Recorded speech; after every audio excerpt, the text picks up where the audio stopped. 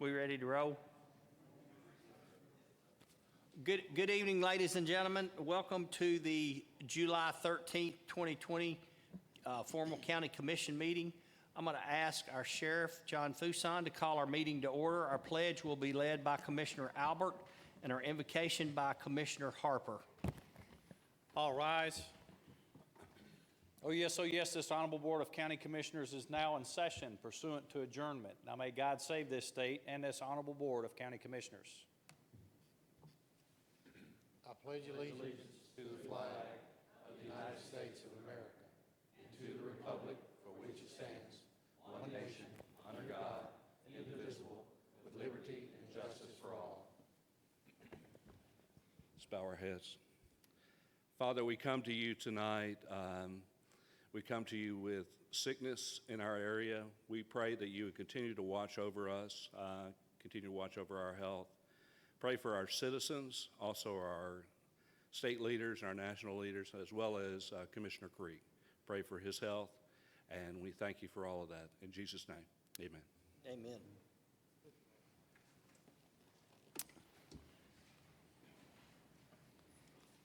Ms. Jackson, would you please read the attendance? You have 20 present, 1 absent. Thank you, ma'am.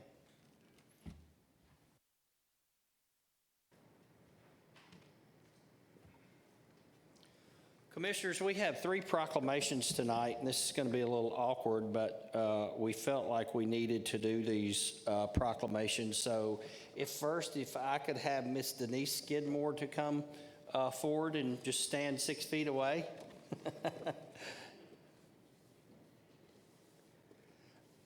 This is actually a joint proclamation from Montgomery County and the city of Clarksville for Fuel for Kids. Whereas the mission of Project Fuel is to relieve hunger in school-aged children, to enhance spiritual, physical, and emotional health, and to relieve anxiety and improve attention and self-esteem, leading to increased academic performance and ultimately higher graduation rates. Whereas Denise Skidmore did the groundwork in 2014 to get Fuel for Kids off the ground in Clarksville, Montgomery County, forming a partnership with local churches and numerous volunteers to provide food for school children who don't have access to food at home. And whereas the Fuel program provides take-home nourishment to many students in the Clarksville-Montgomery County school system, and whereas schools have been closed since March 12, 2020 because of the COVID-19 coronavirus, and Fuel has continued to provide food packs to the children each week, whereas the need went from Fuel providing around 600 packed bags at 70 locations in the first week of March to a whopping need for over 7,000 packed bags each week. And whereas this would not have been possible without Denise Skidmore's determination to continue providing for those kids in our community who rely on this food as necessary nutrition at home. Whereas Clarksville, Montgomery County children are fortunate to have such a dedicated individual as Denise Skidmore and other volunteers who care about their well-being and who continue to provide them food during a world pandemic.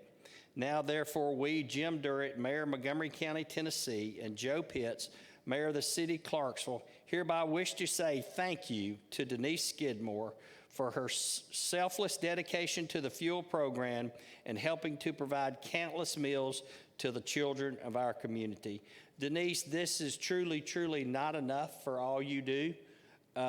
And I just want to say thank you from the bottom of my heart, and I know our commissioners do that as well. So thank you, and God bless you.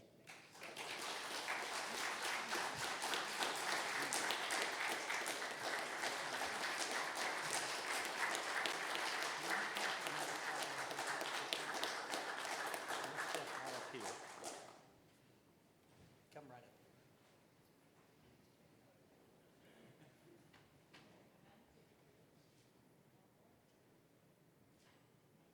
Thank you, Denise. Now it's my pleasure to honor a couple of folks that have worked for Montgomery County or an agency thereof for a bunch of years. And so if I could have Mr. Kurt Bryant. Kurt.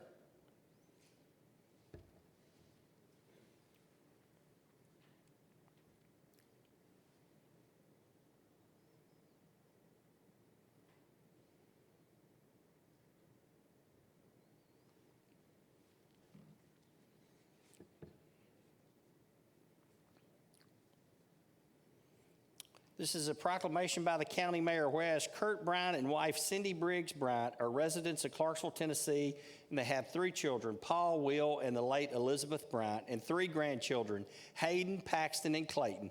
Kurt and Cindy adopted Clayton in August of 2019. Whereas Kurt graduated from Clarksville High School, attended Austin Peay State University, where he studied math before receiving his bachelor and master's degree in mechanical engineering from Tennessee Tech in 1976. Whereas Kurt began his career with Montgomery County as Director of Information Systems in May of 2011 after working as a networking contractor for Metro Nashville Schools and was employed with IBM for 34 years. Whereas Kurt has served on several county boards and committees and has also dedicated many hours to the Montgomery County Historical Society, where he served as president from 2014 to 2016. Kurt is very knowledgeable about many family and historical cemeteries located throughout the county.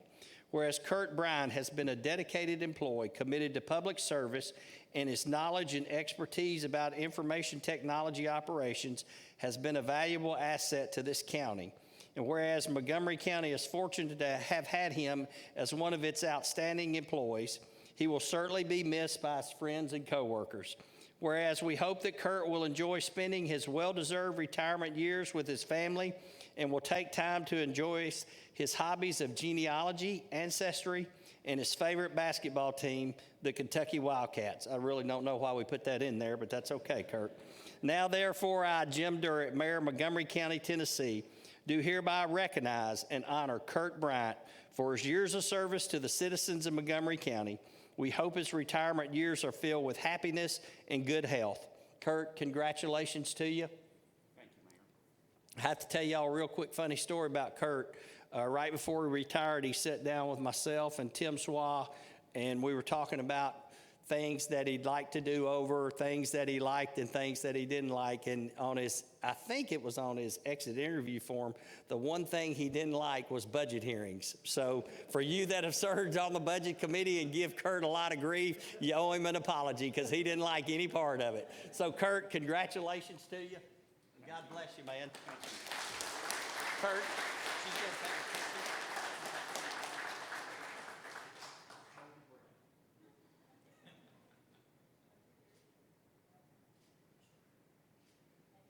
God bless you, Kurt. And Miss Judy Burkhart.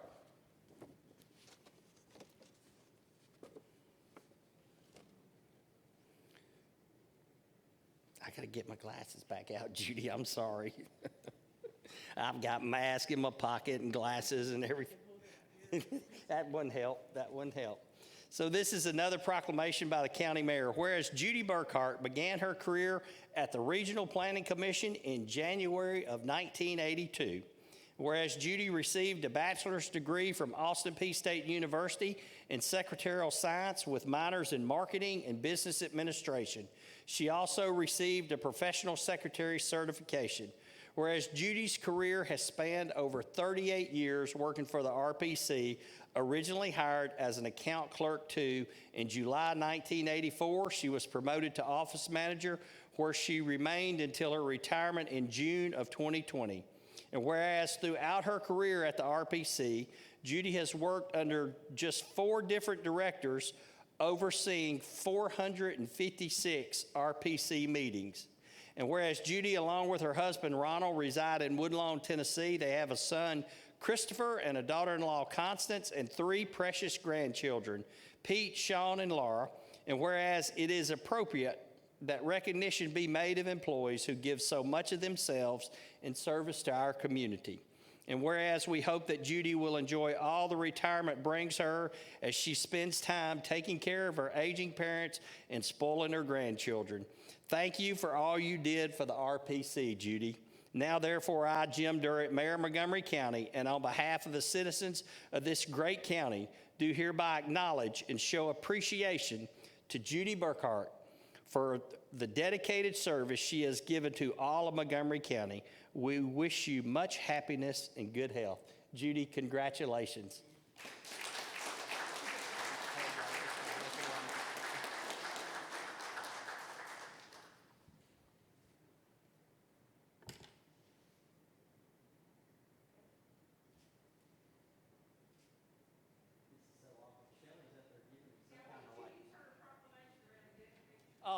she had a proclamation wrong.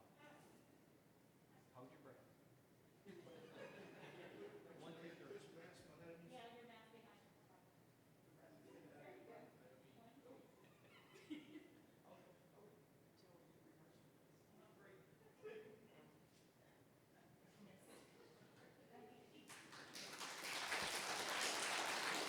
Thank you, Judy, Kurt, and Denise. Thank y'all so much.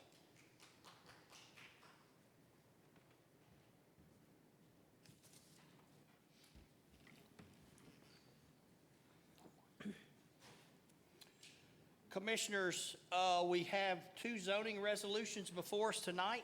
The first one being CZ 9-2020, application to Allensworth Farms LLC, John and Mary Allensworth, from AG, to M2. Is there a motion for approval?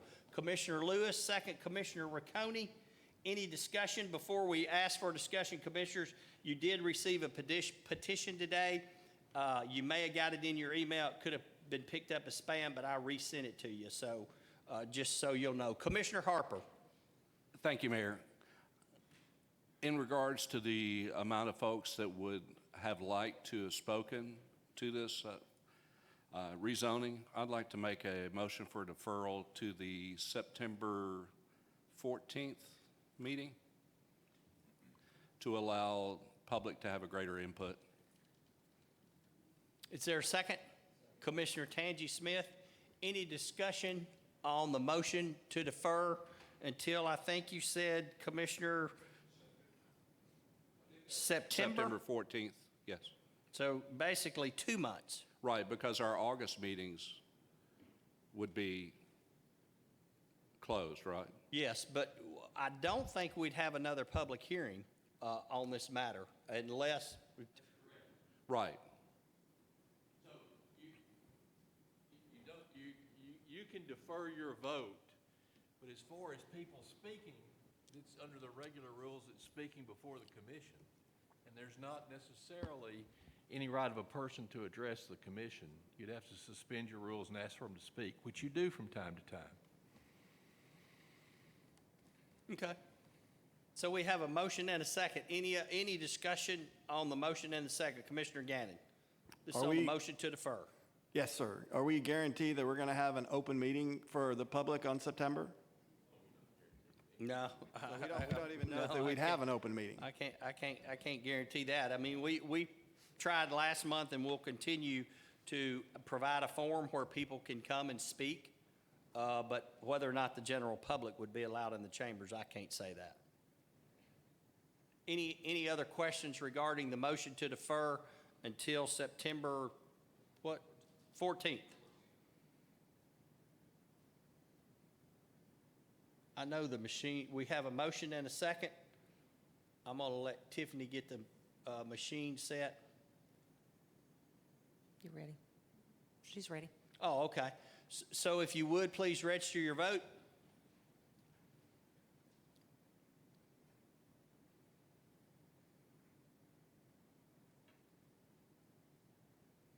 Would anyone like to change their vote? Ms. Jackson, would you please tally the vote? You have 5 yeses, 15 noes, and 0 abstentions. Thank you, ma'am. The motion to defer fails. We're back to the original motion. I think we have a motion and a second on that. Commissioner Riccone. Thank you, Mayor. I want to thank the community for the outreach we've all received on this. I mean, that's how government works. That is what makes the system work. Things that when this comes up, what I think about, and this is, I guess, to the general public and to the commissioners.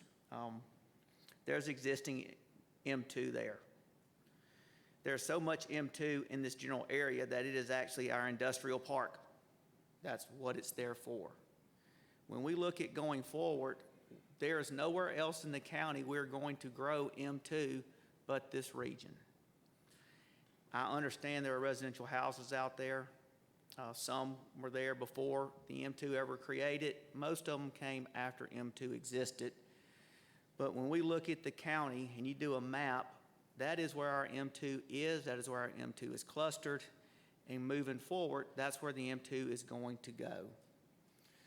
I understand there are probably some questions and concerns by the public that we don't know what's going there. I will challenge the IDB to be good stewards of the property and to be good neighbors. And I'll challenge them again at the end. When we sit here, our job is to promote prosperity in the health, safety, and welfare of our citizens, prosperity and economic gains. We have to have some industrial because we have to have jobs. One thing that I don't want to say preached, but it banged my fist on the desk in the RPC and as a commissioner is own your buffer.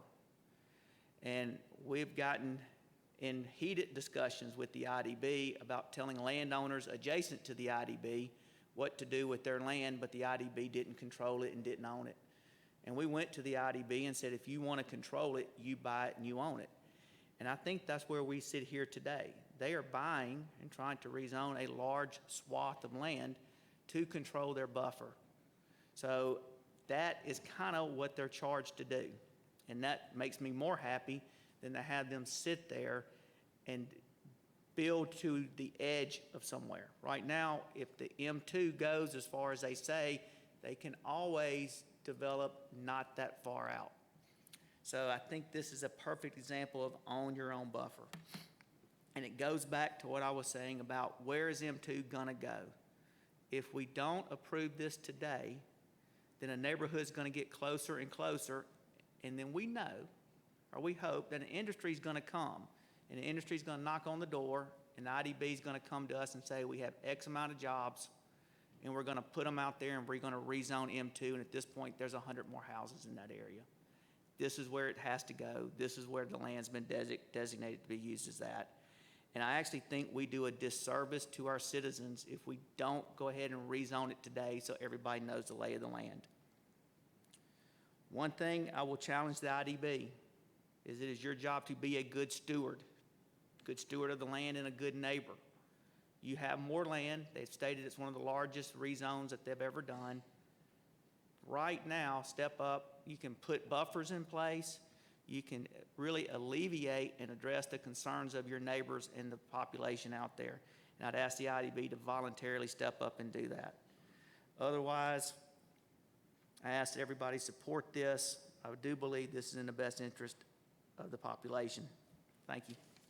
Thank you, Commissioner Riccone. Commissioner Woodruff? Thank you, Mayor. I've listened to both sides out the community, and I have to trust the RPC that they have looked at this and gave it their approval. I agree with Commissioner Riccone. This is the perfect fit. We can't put it into anywhere else. So I echo what he's saying, and I agree with what he's saying. So I'm saying yes to it. Thank you, Commissioner Woodruff. Commissioner Tangi Smith? Thank you, Mayor. Normally, I wouldn't speak, but I feel like I owe it to the residents out there. I spent a considerable amount of time out there talking to them and listening to them, and I truly, truly empathize with them. However, a lot of this industrial area was out there before those houses were out there. There's a railroad going through there, and I'm pretty sure, I know I wouldn't want a railroad in my backyard, so I think that it's better for the industrial area to be out there than houses to be surrounded by the railroad that's gonna bring in and out materials. We cannot handle the surplus of schools if they do put 100 or 200 or 300 houses out there. So it is better for them to put industrial out there. I know the schools are gonna grow, people are gonna come out there, but if we don't use it, if we don't give it to the IDB, then houses are gonna come out there. Then we're gonna have another whole problem that we have to deal with. I know we need houses, but we also need jobs. You know, we're the #1 place to live in the country. People want to come here, they need work here. And as of today, I can't speak for what's going to happen in the future, but as of July the 13th, 2020, I haven't really heard anybody say that there were a lot of noises out there, that it was an obnoxious smell out there. So that's one of the main complaints of the residents, but it's not there yet.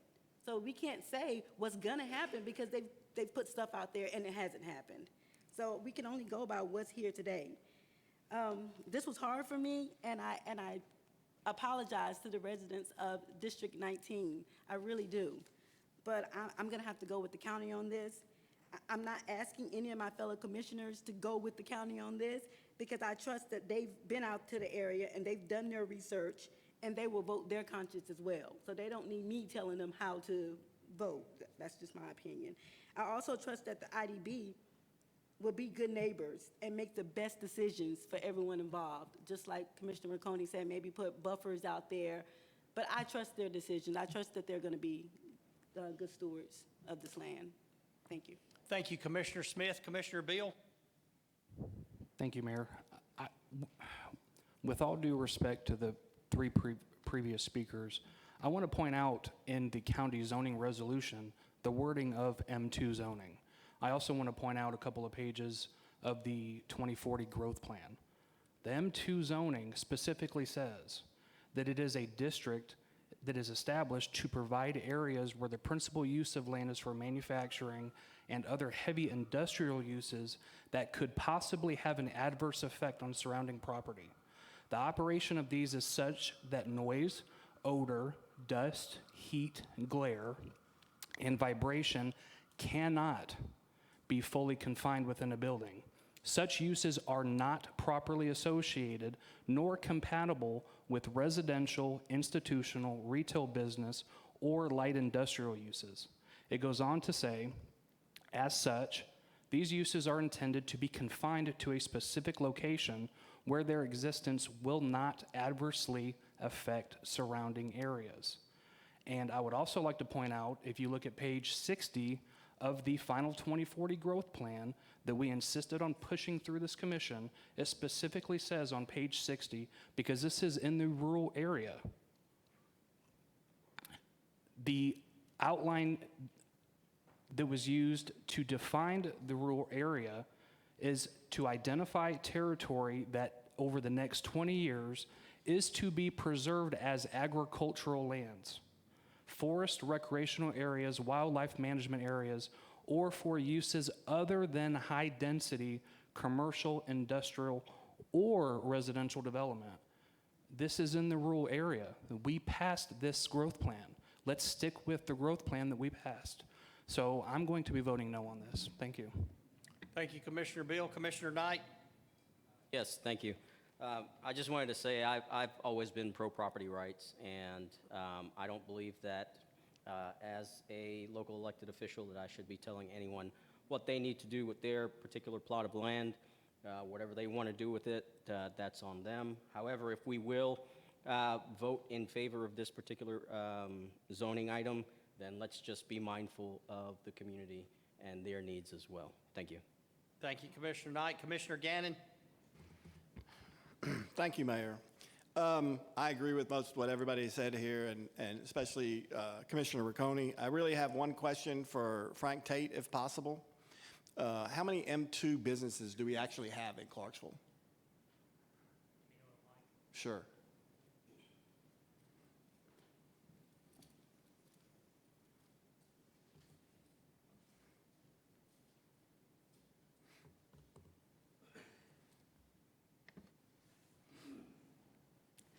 Thank you, Commissioner. It's been the long-standing history of the IDB when we are in the rezone process or the recruitment process to zone our property M2.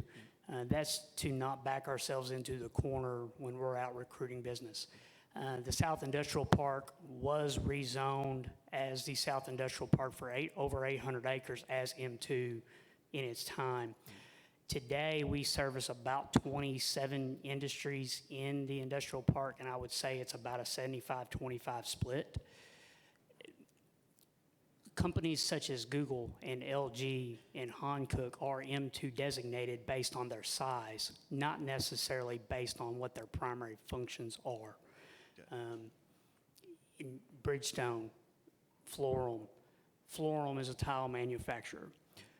They have an ample amount of dust because of the clay that they bring in and deliver, but you would not consider it a heavy industrial tenant. Jostens is a paper company. They're a light industry. Ajero is an industry. They're deemed a light industry as well.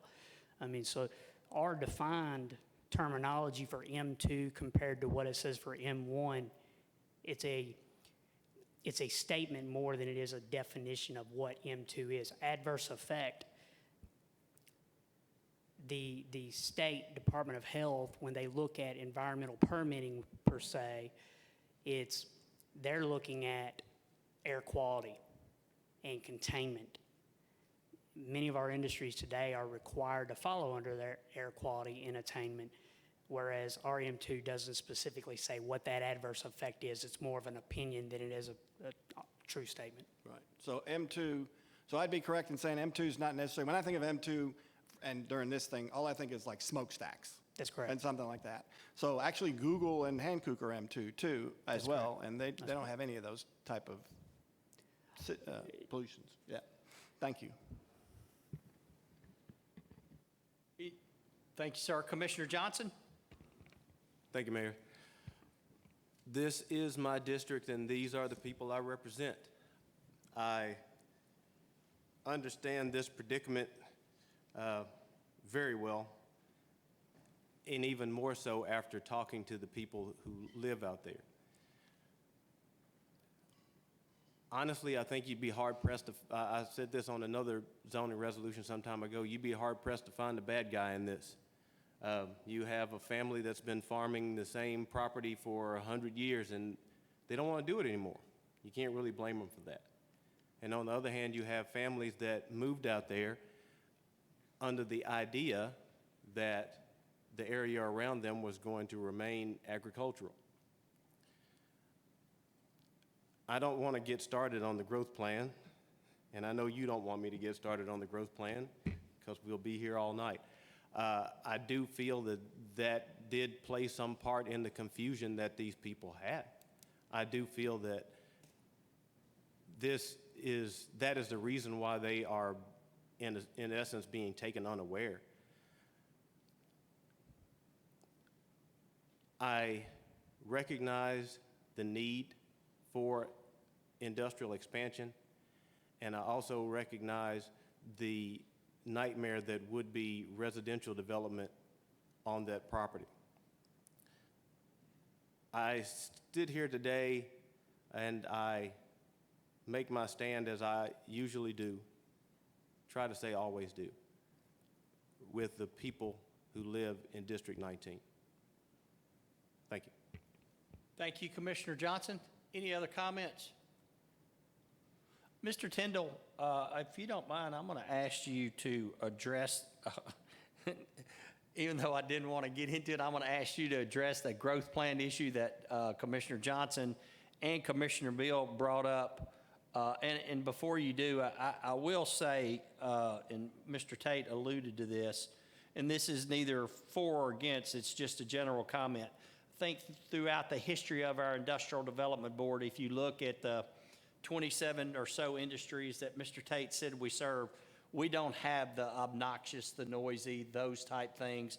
We do have some real high standards as far as properties that we own on what can go there, emission standards as well. And so I just wanted to bring that. But Jeff, the reason I asked you to address the growth plan, I know during your presentation regarding the growth plan, you specifically talked about that industrial area there. So if you would just real quickly allude to or just fill us in on that.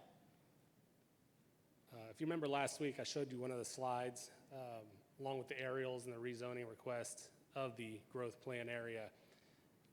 Back the last 20 years before the growth plan was updated, most of this was in a planned growth area, which didn't allow for, at the time when it was originally adopted, high-density residential. That was later changed in 2012 to then allow the apartments you see along Rollo Lane and those areas, but it always has allowed industrial. In fact, I have a map here, be happy to show you, that shows every rezoning in the area, whether it's residential or industrial, and what the time frame was. And they start as early as 1978 out there with the M1 and the M2 zones, as recent as this year. What Commissioner Beal read was actually I believe it looks like the state requirements or outlines for the criteria used to define an RA, rural area. Different communities can use this in different manners. What we chose to do here in Montgomery County, especially out here off of exit 4 and exit 8, was to reserve the area as long as possible for the next 20 years to allow the industrial park to finish growing. And then at some point, when we look at the growth plan again, whether that's sooner or at our 20-year mark from now, we will then reassess it, say, is it time to allow the residents to make the choice to move back in, and then allow the residential rezoning. In the RA zone or district, you cannot zone a property greater than what's E1, so that's a 1 acre lot. That, for the price of land out there, is going to preclude most subdivisions, especially if you're within a mile or two of the interstate exit ramps. If you were in the planned growth area like it previously was, you could go down to R1, and then you could cluster if you had the opportunity to get sewer, so you could build on the smaller lots on those subdivisions. What the growth plan did was took that residential density away from this area for the time being to allow for any industrial to finish up, for lack of a better word, and then look at it again in the future. Thank you, Mr. Tyndall. Mr. Gannon, do you have another comment or a question of Mr. Tyndall? Do you have a comment? I just have a quick comment on, previously it was mentioned that the monitoring of air quality was done by the Department of Health. It's actually done by the Department of Environmental and Conservation. Thank you. Just a correction. Commissioner Joe Smith? I'd just like to make a comment to concur with what Mr. Tyndall just talked about. I was a member on that committee for the growth plan. We chose to designate that area as rural in order to keep as many houses away from the industrial park as possible, to allow us to grow the industrial park over the next 10 to 20 years. And to me, that was just, a step in the right direction of pre-planning. And I understand the plight of the people in the subdivisions who are out there, but the industrial park has been there for quite some time, and this farm has been there for even longer. This farmer deserves his right to sell his land if he's done farming. That's just my personal opinion. Property rights are everything. Thank you, Commissioner Smith. All right, with no other discussion, we will now be voting on CZ 9-2020. I know we have a motion and a second already. Ms. Jackson, is that correct? Yes, sir. Okay. If you would, please register your vote.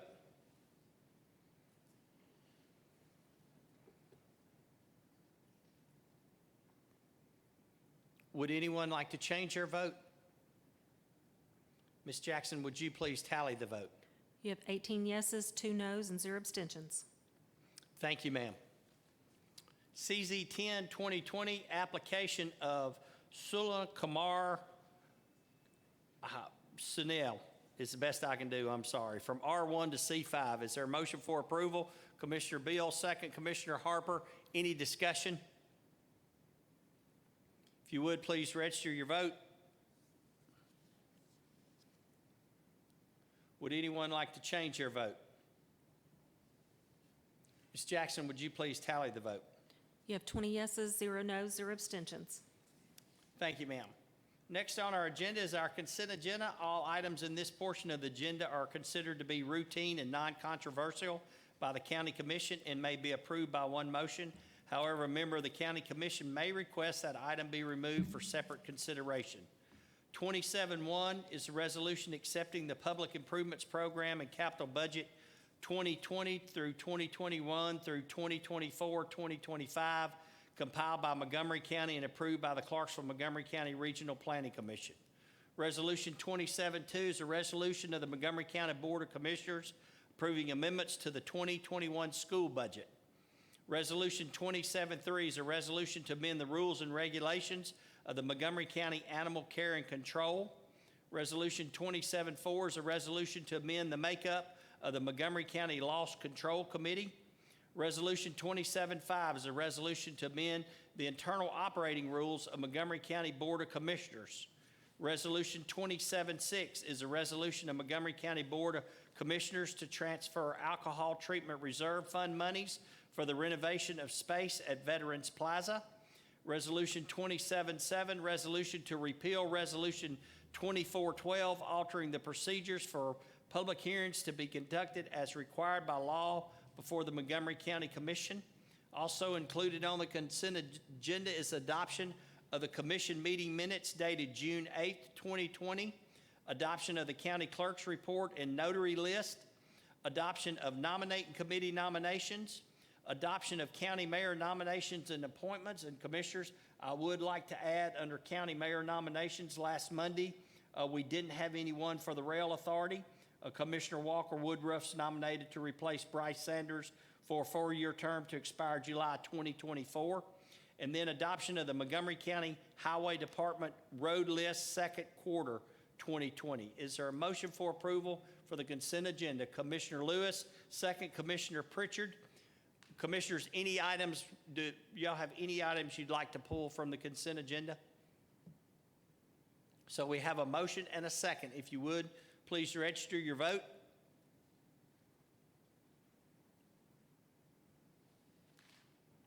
Would anyone like to change your vote? Ms. Jackson, would you please tally the vote? You have 20 yeses, 0 noes, 0 abstentions. Thank you, ma'am. Commissioners, without objection, we'll suspend the rules to hear 27-8. Any objections to suspending the rules? Seeing none, we will now hear that resolution. It's a resolution to adopt and implement a policy regarding the deployment and use of thermal camera temperature scanners to be used in certain designated county facilities and certain designated county functions. Is there a motion for approval? Commissioner Riccone, second. Commissioner Garland Johnson, any discussion? If you would, please register your vote.